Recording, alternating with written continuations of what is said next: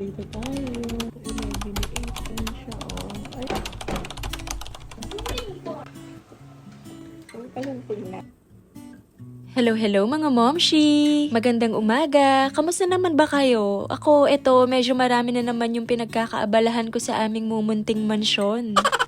Ngayong araw nga, ilalagay yung bagong main door namin at finally, magagamit na din namin yung pinalagay namin na aircon last time dahil mailalagay na rin yung breaker nito. Pero bago yon, pumunta muna kami sa Wilcon Depot para bumili ng mga kakailanganin para sa bagong pintuan. Eto nga at naghahanap ako ng magandang doorknob na babagay na ilalagay namin dito at medyo hindi naman na ako nahirapan pa na pumili dahil hinahanap ko na nga lang yung gusto ko na design. Gusto ko kasi yung simple lang at neutral lang yung color niya kaya brush yung pinili ko na kulay. So nung nakapili na nga ako, sunod ko naman binili ay yung mga bisagra nito. Bumili lang ako ng dalawa nito at yung kulay na silver na lang yung pinili ko kasi wala daw available na kasing kulay ng doorknob. Sunod naman namin pinuntahan ay yung Home Depot dito sa malapit sa may SM Pampanga dahil bibili rin kami ng chandelier na ilalagay sa hagdan ng aming bahay. Medyo mataas kasi yung ceiling doon kaya naisip ko na perfect itong lagyan ng chandelier. Sobrang dami nga ng mapagpipilian at nalula talaga ako sa mga designs dito mga momshi dahil sobrang laki talaga at pang mansion vibes na nga talaga yung mga iba dito. Pero syempre dahil may kaaliitan lang yung bahay namin kaya gusto ko yung simple lang pero may pagka-modern at minimalist at sakto lang yung laki at bigat nito. Meron nga ako nagustuhan na design dito na simple lang pero eleganteng tignan pero sobrang bigat niya tapos yung ilaw niya ay parang sobrang hina lang kaya nag-doubt ako kung kakayanin niya bang pailawin yung buong hagdan. Nagtingin-tingin pa nga ako ng ibang design pero so far ay dalawa lang yung talaga yung napagpilian ko at yung napili ko nga yung parang may crystal na LED tapos sakto lang din yung bigat nito kasi manipis lang siya. Tapos meron itong 3 options na warm, cool at natural white kaya nagustuhan ko talaga to. Though medyo may pagka-pricey siya pero happy naman ako sa nabili ko. Pagkatapos nga namin makabili ng chandelier ay dumaan muna kami sa hardware at binili ko na yung breaker at yung mga kakailanganin para dito. Pinalista ko na nga lang din yung mga dapat bilhin dahil baka malito pa ang person at baka may makalimutan pa nga akong bilhin.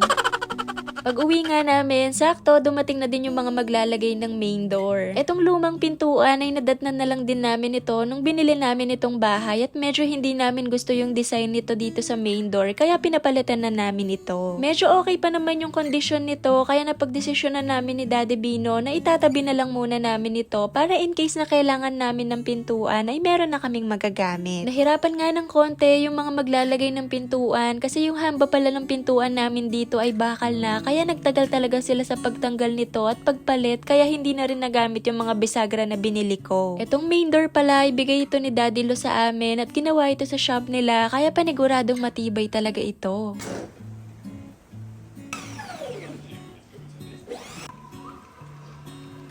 Grabe, kinikilig talaga ako dahil bumagay talaga yung doorknob sa kulay ng aming main door at ayan na nga, sinusubukan ko na nga rin kung gumagana ba ito ng maayos. Salip talaga nandiyan. Ayan.